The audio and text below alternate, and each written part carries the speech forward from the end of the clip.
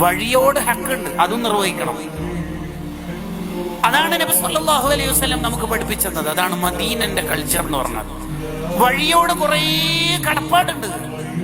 അപ്പൊ പരിസരത്ത് താമസിക്കുന്നവർക്കോ വഴിയാത്രക്കാർക്കോ അസ്വസ്ഥത ഉണ്ടാവുന്ന രീതിയിൽ നിന്റെ ബൈക്കിന്റെ ഹോൺ നീ അടിക്കാൻ പാടില്ല.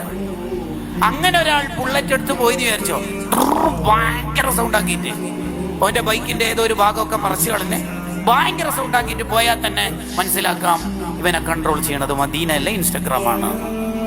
അത് ഓന്റെ ആധാർ കാർഡ് നോക്കൊന്നും വേണ്ട, അത് പോയ കണ്ടാൽ തന്നെ മനസ്സിലാവും ഓ നല്ലൊരു മുസ്ലിം അല്ല പോയത്. കാരണം എന്തുകൊണ്ട്? മദീനയിൽ നിന്ന് പഠിപ്പിച്ചിട്ടുണ്ട്, നീ വണ്ട് പാർക്ക് ചെയ്യുമ്പോൾ വയലിന്റെ ഇടയിൽ വീട്ടിൽ നിന്ന് അർജന്റായി കോൾ വന്നിട്ട് തിരിച്ചു പോകാൻ പറ്റുന്ന രീതിയിൽ പോകാൻ പറ്റുന്നവർക്ക് നീ വണ്ടി പാർക്ക് ചെയ്യാൻ പറ്റുള്ളൂ.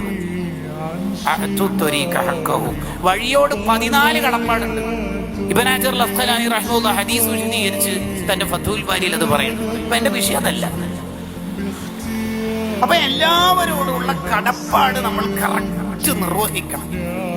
ഇല്ലെങ്കിൽ നമുക്ക് നമ്മളെ തന്നെ ഭയങ്കര സംഭവമായിട്ട് തോന്നുന്നല്ലാതെ ആഖിറത്തിൽ വിജയിക്കൂല.